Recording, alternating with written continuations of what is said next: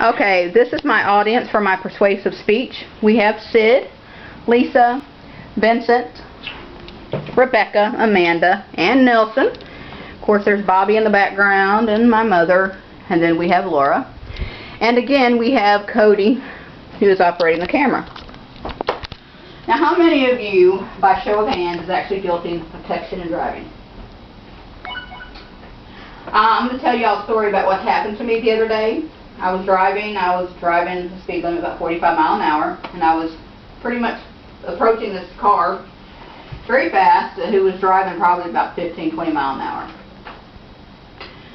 So I'm getting frustrated, so I decided I was going to pass this guy. I assumed the person was actually lost, maybe looking for a certain address. He was kind of swerving back and forth in his lanes, but I went ahead and passed. When I looked over to my right, this was an older man, probably in his middle 70s, who was actually texting on his phone. But when I passed, he didn't one time look up away from his phone. So, currently there are no national bans on using a phone or texting while driving. Mississippi is actually one of the 11 states without a text message ban.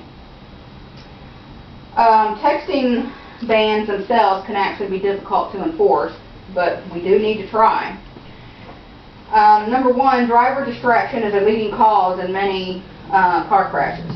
Cell phone use and texting are two of the most common distractions. A texting driver is 23 times more likely to get into a crash than a non-texting driver.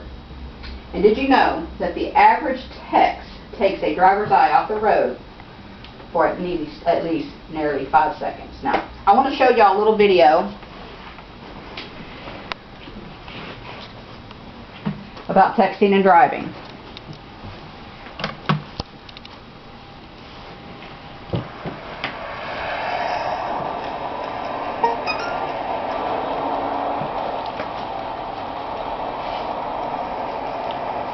The average text takes your eyes off the road for nearly 5 seconds.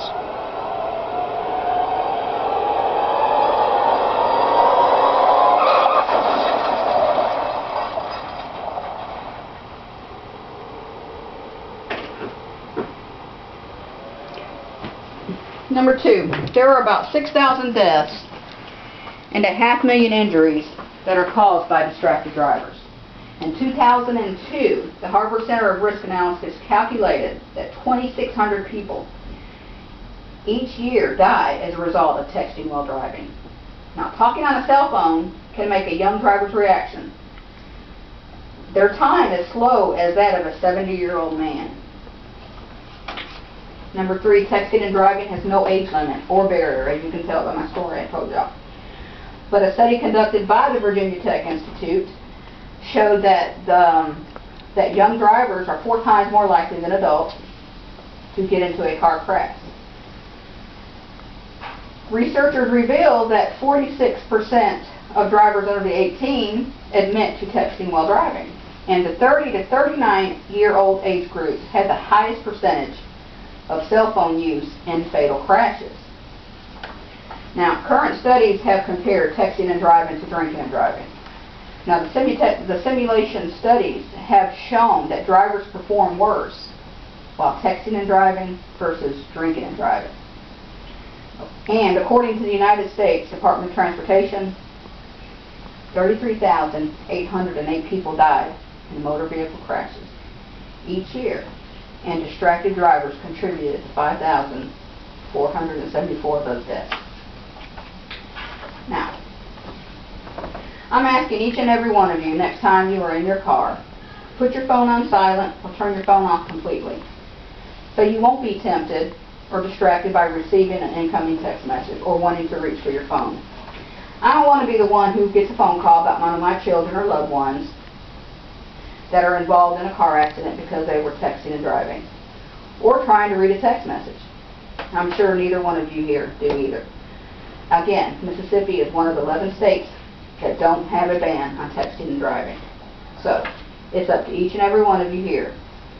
Take your own action against texting and driving. Silence your phone, turn it off completely, put your phone up where you can't see it or reach for it. Let's save lives. Safe driving, everyone.